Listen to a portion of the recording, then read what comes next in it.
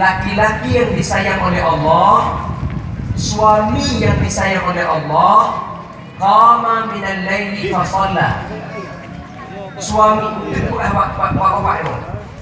Suami yang disayang oleh Allah adalah suami yang qama minal laili fa shalla, suami yang bangun malam salat tahajud.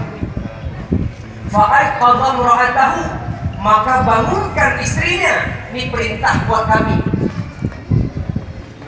Fa'in abad, maka jika tidak mau bangun, nadaha fi wajhihal ma, percikan air ke wajahnya. Baik pengen, baik itu rupo yang malam. Menyohana benda, kama joki dalam gayung, perci. Apa itu perci? Basahi tangan, hentakkan jari-jari. Itu definisi perci. Beda dengan sugut. Tahu sugut? Siarang. Pasarak siarang. Jangan nanti begitu bangunin tidak mau bangun, ayah ke kamar mandi ambil kayu, tak benar puhan. Tak boleh, perci. Begitu tuntunannya. Kami kalau ibu nggak bangun tahajud kan bangunin pakai air. Ustaz pernah coba? Pernah. Berhasil? Gagal. Pakai punya perci kayu blue. Hoi pun. Mana kumayang gerogohan. Pakai pemdawa dengan malam. Nabi tak pernah meninggalkan sholat tahajud. Sanggup kita? Sanggup. Jangan perturutkan malas. Jangan perturutkan rayuan syaitan. Sanggup. Sebagaimana Nabi Muhammad SAW. Apalagi akhlak Nabi, Rasulullah itu pengasih dan penyayang, atau dalam bahasa lain, wa ma arsalnaka illa rahmatan. Tidak kami utus Muhammad kecuali membawa kasih sayang. Kalau ada santriwan santriwati yang angkuh, sombong, congkak, berarti tidak jadi pengikut Nabi.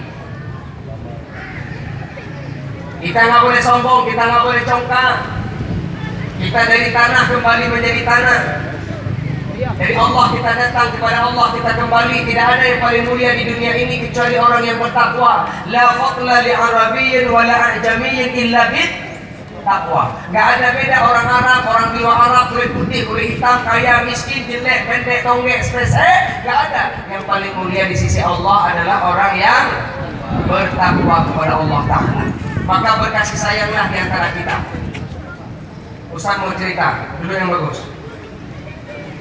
Pada zaman dahulu, dengar ceritanya, sebatang pohon kelapa di sisinya tumbuh sebatang terong. Sebatang pohon kelapa di sisinya tumbuh sebatang terong. Kelapa ini ngomong sama terong. Jadi jangan kira bahwa pohon nggak ngomong sayang. Silakan buka dalam Al-Quran surah Al-Isra ayat 46. Itu disebutkan bahwa seluruh makhluk di dunia ini, lan padat, kaya batai, termasuk tumbuh-tumbuhan, itu setiap hari dalam 1 detik bertasbih kepada Allah 1000 kali. Cuma kita tuli nggak dengar. Ini pohon-pohon sayang setiap 1 detik bertasbih kepada Allah 1000 kali. Maka dia ngomong, cuma kita nggak dengar. Sebatang pohon kelapa di sisinya tumbuh sebatang terong. Ngomong kelapa sama terong. Apa kata kelapa? Rong. Terong hai bangai rong enggak. Ikan le kelapa. Rong. Kita kan seringkali menyikat-nyikat nama orang. Nama orang Bu Badriah, panggilannya Bu Ben. Nama orang Ismail, panggilannya Mae. Nama orang Yusuf, Yusuf. Nama orang Zakaria, dipanggil Bang J. Jadi seringkali kita sikat-sikat nama orang. Apa kata kelapa sama terong? Rong. Saya kasihan lihat kau, Rong. Dijawab terong. Kenapa, Pak? Kelapa, Pak. Kenapa, Pak? Rong. Saya kasihan lihat kau. lihat diri saya Rob. Betapa gagahnya saya, betapa gantengnya saya. Akar saya kokoh tertancap di tanah, batang saya menjulang tinggi ke angkasa, daun saya hijau berseri, buah saya pun tertata rapi. Tapi lihat dirimu Rong, lihat dirimu Rong, lihat dirimu Rong, lihat dirimu. Saya kasihan lihat kau Rong.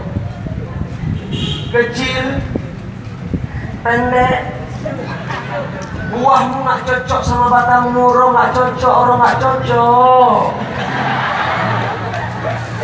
Lihat diriku, betapa gagahnya diriku.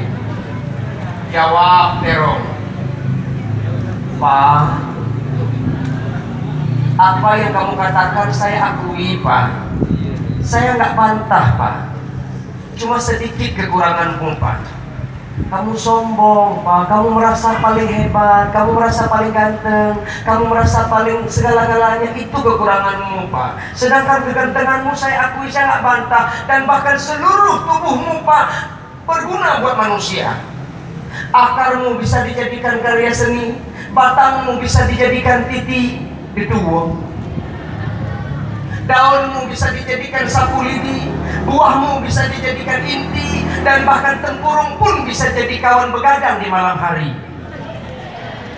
Tapi tunggu kelapa, nanti kita ketemu di Kuali. Namaku duluan disebut, bukan namamu. Meskipun kamu sekarang dimuliakan, dihormati, dihargai, dipanggil al-mufaddil, al-mukarram, tapi lihat nanti ketika ketemu di Kuali, siapa yang bisa membaca la ilaha illallah. Kita tunggu di Kuali nanti. Betul Ibu? Ditanya orang, Ibu masak apa?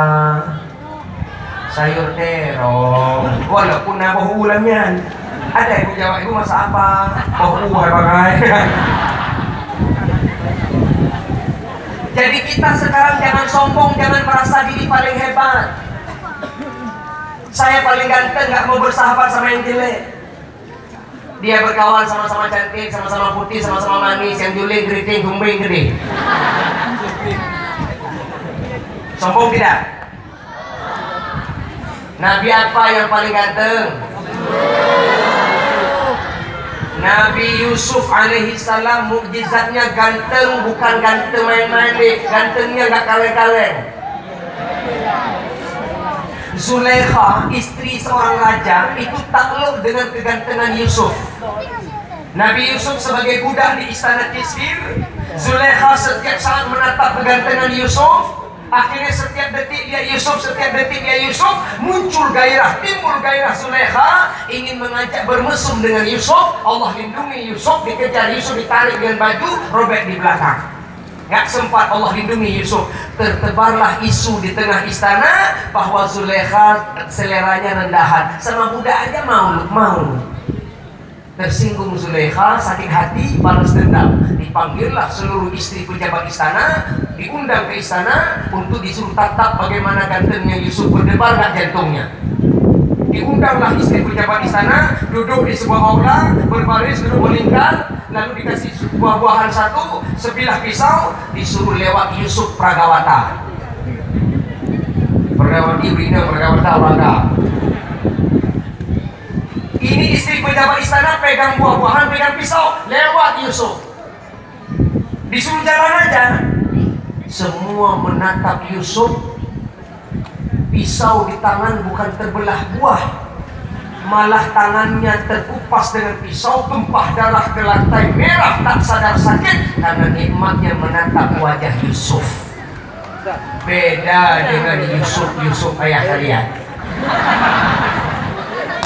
Coba ayah kalian Yusuf suruh lewat pisau, boleh yang kena dia. Coba lihat.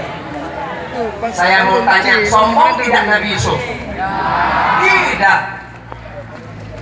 Maka kalian itu jangan merasa saya anak pejabat, saya anak orang kaya, saya anak orang sampai di Gua Tur, kata Abu Bakar, ya Rasulullah, izinkan saya duluan masuk ya.